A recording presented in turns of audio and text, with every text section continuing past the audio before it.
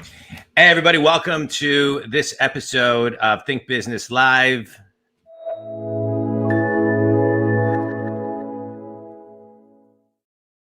Looking forward to talking with Jamie Garavaglia of Jamie Garavaglia Consulting. Jamie, welcome. Always good to have you as a sister-in-law, a co-host at times, and now a guest. So I'm looking forward to talking with you about what you do with clients, which are these breakthrough strategies as they really, and I'm going to use the word suffer with operational challenges. And, I think it's sometimes many business owners feel like they're in a jungle when it comes to the operations because there's no understanding of exactly so many of the components we're going to talk about today. And really, your blueprint gets them through the jungle to the other side of being organized. And so, what do you see as some of the biggest pitfalls? When you're working with a company who really needs a breakthrough strategy.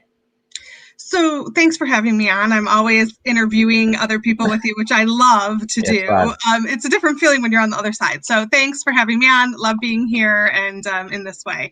So, I consult with business owners that are in scaling at this time. And what I'm finding is that in John Dwoskin language, they are behind real time in how they're reacting to their operations because so much is coming at them at once that they're just in the reaction mode rather than in real time, or even, as we like to say, getting ahead of real time. So that's something that you kind of teach in your coaching, but I help people walk from being behind real time to walking through to, being ahead of real time. And how I do that is through, breakthrough strategy sessions. So it depends, where, specifically they're always customized to the business owner, but the initial step is to have a 30-minute, consultation where we just talk about where they are and their business. And then the second step is that breakthrough strategy session. And in this strategy session, it's 2 hours.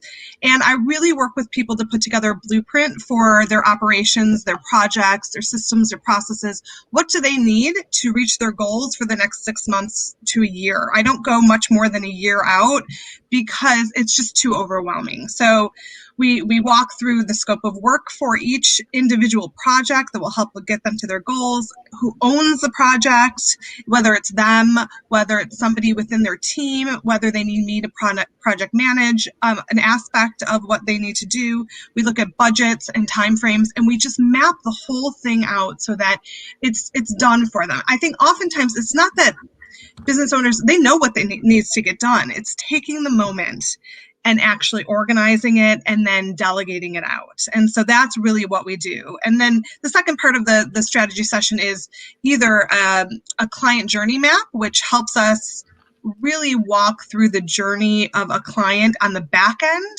to see where gaps are in their operations, or a SWOT analysis, so strengths, weaknesses, opportunities, and threats.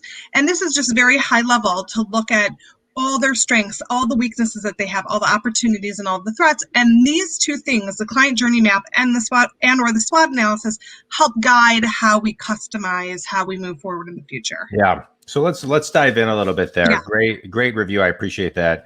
Let's talk about projects and something you talked about, which is ownership, right? I think that's where I think a lot of companies fall short. I've been invited to so many meetings as an observer sometimes before I start coaching companies.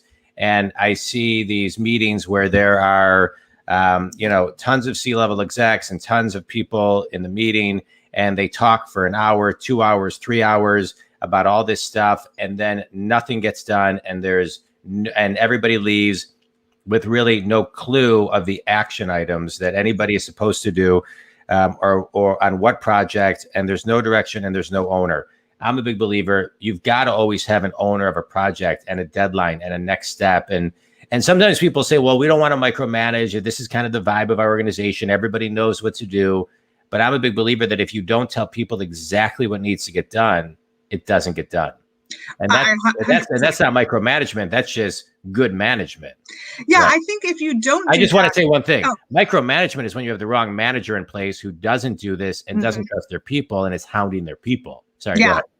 Yeah, 100%. I feel like if you don't really look at the scope of the work and take a real hard look at the people that you have to see who can do this, then you're setting people up for failure. So you have to be able to define a project, give really clear instructions and directions and what the end result, like, so Stephen Covey, think with the end in mind. Begin with the end in mind. Begin with the end in mind. Thank you. So if you don't begin with the end in mind, you don't give somebody the opportunity to give you exactly what your vision is as an owner, as a leader in the company. And then you can let them go and do it with accountability measures in place, with a foundation of when you want certain milestones hit. But if you don't have that, then you're setting them up for failure, or you're setting them up to do it their way, which is great often, but maybe might not be in the same way that you had envisioned it. So just having really clear, defined boundaries. Being absolutely concise and with direction. Let's talk about why you think maybe companies get themselves in this situation and then find it hard to get themselves out of this situation, right? So So a lot of the companies I work for or work with, they start out small, right? Like even at the very beginning, when you're thinking of a startup, they're just like a skeleton crew of people. And as you're growing, things are coming at you so much faster at such a rapid pace. And what you had done for the past year may not work for scaling. And so they may not have operations documented, systems in place. They may not even have really thought. They're just going through doing what they're doing. And now all of a sudden you have so many clients and so many things coming at you.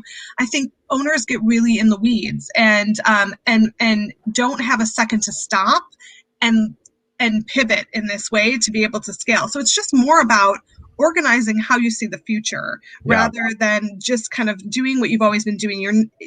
A company can just not scale to the vision of what I see people wanting, doing it on a skeleton crew or in that same way as a startup mentality, Yeah, I think I agree with you. They grow very fast and then they don't put the stuff in place. But then I think companies look at it and say, well, we can do this internally, and I really do believe that in some cases you can do it internally, but in most cases you need somebody, when you really zoom out as an observer, to come in and help facilitate all of this and interview people to extract this information and create it for the company. And so just kind of talk about those companies that are do-it-yourselfers versus the ones that really need to outsource this type of stuff to accelerate it, because this could take 1 to 2 years versus 6 to 8 months. Right. Yeah. So I love the do-it-yourselfers. I think that's super ambitious and great. I think the challenge that they have is that typically when you're in scale and you're in growth mode, all your people are at the top of what they can do, meaning they're just already so busy and so ingrained in their day-to-day job that to be able to have the ability to step back, take time, pause, and define an entire blueprint, it just doesn't seem to happen. I think everybody has the best intentions when they want to do it themselves. But ultimately, I think things get done a lot slower and over a much longer period of time because you're asking people to find extra hours in their day that they already don't have. So bringing somebody in allows, first of all, a fresh perspective, maybe different experiences from multiple companies to be able to say, oh, I know a great way to do this. I saw it worked here. And so, and somebody who actually has the time and energy to put into organizing and managing the projects. Yeah. All right, good. Yeah. Let's talk about you, Jamie, for a minute. Yeah. So, I know a lot about you, but I'm going to ask you questions as if I don't. So, right. Right. And so, just kind of take, the listeners back. What qualifies you to come in and do this with companies? What are the hats you've worn? What are the lenses you're seeing things through when you walk into a company? Yeah. So, going way, way back, I've worked as a sales representative in the education world for many years. I've worked in nonprofits, and I was in a startup of my own, and for a few years. And then the latest thing that I did was I worked for Orange Theory Fitness, and I still consult with them today. But Orange Theory really was the foundation to starting. We started with one studio, and over a 5-year period grew to 8 studios. And at that time, we were also the liaison to corporate for the entire state of Michigan. So as other owners franchised different studios throughout the state, we were the kind of the area developers. So we had to liaison to corporate. And we had to scale so quickly with both members. It was fitness, it was sales, it was customer service, putting processes into place, understanding our internal structure and how we were working. We went from about 20 employees to over 100 within 5 years. And it was intense and fast. And it was kind of like that boot camp of learning. And I loved it. I learned so much. And so that's kind of the lens I'm seeing when I come in. I'm really seeing people and businesses through a sales lens, through a service lens, through actually directing operations at Orange Theory. And then from being an owner myself in a company that eventually it closed, but really got some amazing on the ground experience starting something of my own. So, yeah. And then this is kind of my next phase of that. COVID afforded me the opportunity to be able to start something, and because my kids were home, and it's been a great transition, and I've loved helping many different companies. So yeah, that's great. I love that. I love that. Talk to me about just, being an entrepreneur today. Like you said, your kids are home. It's COVID.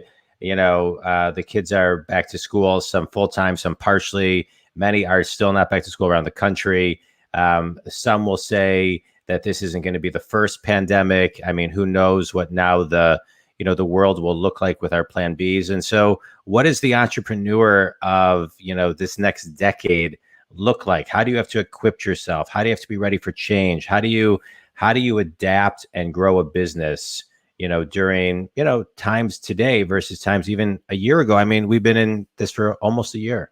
Yeah. I know that there's been a lot of articles written recently that I've been reading about how moms were really hit by COVID, mothers who had to decide to go out of the workplace in their normal jobs because they had to take care of the kids. Hallelujah. My kids are back in part-time, which is only a few hours a day, which is still challenging unto itself. But it has taught me as an entrepreneur about how to pick myself up and be resilient and pivot and adjust and try things and fail and try things again and it works, and just really kind of build character. And so I think that's really what the entrepreneurs today, they have to have resilience. They have to be able to adjust and pivot. They have to be able to have some character and a thick skin as they're moving forward, because we're never going to stay static, right? We don't even, and who would want that? You don't want that for your company. You don't want that in the world. Hopefully we can come out of a pandemic, but if another one hits, I mean, we're so much more prepared to be able to excel in the world. Yeah. And adapt and just, adapt. And really, and what do you say to, the articles you've been reading about the moms, and, what do you say to these moms who are maybe stuck and, can't go back, are not going back to work, but, what type of jobs can they build, whether it be full-time or part-time? What would your guidance and advice be? I guess my advice would be, there's so many resources, not only so you are my business coach, a huge resource. I would say get a mentor. First and foremost, get a mentor. I know that you always preach that, but you want to surround yourself with people that you see yourself becoming, right? And 2, there's so many resources on the internet. Like, I cannot tell you how many courses I have taken, whether it be just about life coaching or learning about how to work in the remote world, I've gone on HubSpot and done some of their certificates and courses. There's endless amounts of information you can glean. And I think it's really a time for everybody to explore. explore their interests, and do whatever you want. I mean, right now the world is our oyster. We can do whatever we want. We have in a virtual everything. So I would say take a risk, jump out there, and get a mentor and resources. Yeah. No, I think that's great advice. When I just want to get back to the business for a minute. So a company who's listening right now, who what you're saying is resonating with them, how do they mentally shift their mindset to get their arms wrapped around this? Because I think some companies get stuck by thinking that this project is such a big undertaking, they don't even know where to begin. Yeah. I think you begin with your goals, right? That's once again, back to begin with the end in mind. You have to have not goals that are just kind of like, oh, you're sitting there at night and dreaming about it, and it's not really tangible, the values for your company, the goals for your company, and look at those and say, am I on a trajectory for that? And not only for that, like this is where the life coaching comes in. If you reach that goal, is your life going to be what you want it to be, or are you going to be working so hard that it's going to take all the fun and joy out of things for you because it's, however you envisioned your company. I don't know if I'm articulating this right, but so looking at the goal, not only just for your business, but for how you want to move in your business, and then working backwards from there. So It's not overwhelming if you don't, it could be large, but it can be done, in a very succinct, very palatable way if you're organized about it and ask for help. Yeah, I'm a big fan of asking for help. And so when you say breakthrough strategy, right? I would think that there's going to be a lot of breakthroughs, but like, what's the ultimate, is it made up of one breakthrough, multiple breakthroughs, daily breakthroughs? Like, define breakthrough. Well, breakthrough for me is getting out of the way and allowing yourself to see that things are possible. So, in our strategy session, I think the breakthrough comes for one, everything that has been swirling in the mind of the business owner is now in a really succinct way laid out and very doable, right? And it's bite-sized. So I think there's a breakthrough in realizing that things can get done this way. Two, I think there's a breakthrough in just sometimes projects have been like thought about but haven't really been defined, and we really take the time to go through and say, okay, here is what the scope of work is. This is how we want it done. And so really just kind of finally getting in their heads and putting it out on paper, and then realizing that as time goes on, these things can be done. Like I suggest we have like a monthly meeting to make sure that we're on track. And so you can see how much progress you actually can make. So there's a breakthrough in that. And also just like, just a happiness and a lighter feeling. I think a weight lifted. Yeah. I hope that answers your question. No, it does answer my question. And I think that, I think the best way for companies who are feeling, listen, I'm a business coach, this, and I love working with people who are successful, who are stuck and want to get to the next level and get unstuck. But the way to do it is just to take the first step. So let me ask you, I'm sorry to interrupt you. No, go ahead. What do you see as breakthrough when you're working with your clients? Like, what are the breakthroughs that you see mostly with them in maybe the first couple times that you've worked with them? I think the initial piece is their level of awareness goes up, right? Their level of consciousness goes up. Sure. And so they know where they are, they're trying things here, things there, but it's not really working. And then I work with them and I highlight X, Y, and Z and say, okay, this is what we need to build. And I really do kind of on the spot, real-time coaching along, every time I'm talking to clients. And so there's always a higher level of awareness and a higher level of consciousness that's coming for them to see things with new lenses, and then the action plan, right? So it's really important where then, okay, I can get them there, but then I need to give them the action plan. And sometimes it's one thing, two things, three things. I mean, not a lot of things. That's why I work with clients week over week or every other week, because there's only so much that somebody can do at one time. And so that's what I see, right? Yeah. A constant shift and involvement. So I really can only work with clients who want to constantly grow and raise their level of awareness and consciousness. And 80% of my clients are that. And some of them need me for something. They raise their level of awareness and consciousness, and that's all they want to go. That doesn't mean that's bad. It's just they're kind of unstuck. And then sometimes I'll hear from them 3-4 months later and say, okay, I needed a couple of months to kind of internalize and execute and do this. And that's okay. Everybody is different, but that's what I see. And the differentiator between great and exceptional are those that can kind of take it, incorporate the change, execute on the change, and continually raise the standard with the new tools that they've been given. I love that. Yeah. I love the awareness. And I also think that, during your work and during mine, there's a different intention that people set forth in their day to day. So they now have a different intention as they're walking through their day. It's more conscious. And correct. So yeah, that's great. So tell me this, Jamie, for the aspiring entrepreneur, whether it's a mom, a dad, or just whomever it would be, who's out there right now, what advice would you give them today?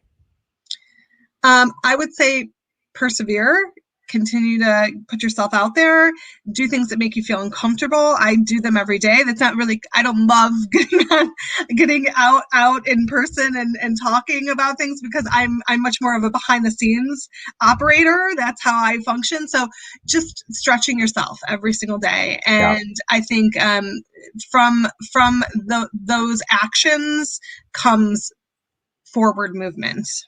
Yeah. Give one example of how to take action. Oh gosh. One example of how to take action.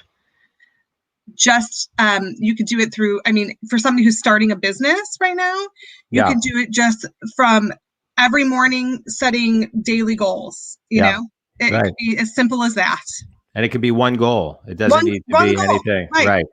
I think that people get caught up in feeling like they have to do so much all the time, but it's like that 1% rule, like that just one degree every single day will really move the needle long term. Yeah, no, I love it. I love it. Jamie, this has been great. Tell everybody again who your ideal clients are and how they can connect with you. Yeah, my ideal clients are small business owners that are in the process of scaling for growth, who feel in the weeds and overwhelmed and need support. All right. And they can contact me at my website, jamiegconsulting.com. All right. Ready for a quick speed round, Jamie? I hate speed rounds, but yes, okay. All right. Finish this sentence. One thing that every entrepreneur needs to do more of to finish 2021 strong is? Take care of the people that are working with them. Okay, good. Best piece of advice you've ever received? Oh, gosh.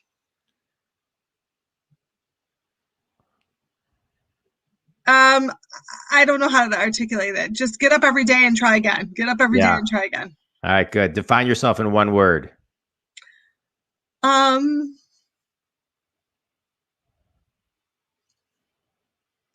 Happy, optimistic, positive. I don't know. All right, that's 3, but we'll take it. Right. I can't. All right. Favorite book. One person more. Favorite recent book. I'm reading Breaking the Habit of Being Yourself by Joe Dispenza, which I'm loving right now. Yeah, that's a great book. All right, Jamie, JamieGconsulting.com. Always appreciate you, sharing your wisdom and your thoughts. If Jamie can help you tighten up your operations, please feel free to reach out to her. I, as a business coach who work with successful people who are stuck, one way they get unstuck is by streamlining their operations and getting everything in sync. So I really encourage everybody to take a closer look at how they can do that. For more information on how you can continually unstuck, you can go to Jamie G Consulting, or you can go to my website, johndwoskin.com, and download my ebook or my book. And Jamie, it's always a blast talking to you. I appreciate it. And I know your business is thriving and doing great. And companies are lucky to work with you because you know what you're doing and you're really helping them a lot. So thanks so much. Everybody, thanks, Think Community. If Jamie can help, reach out. Jamie, always fun. Thanks so much. Thank you so much. And your books are great. Get John's books. They're fantastic. Thank you for the plug. Thanks, everybody.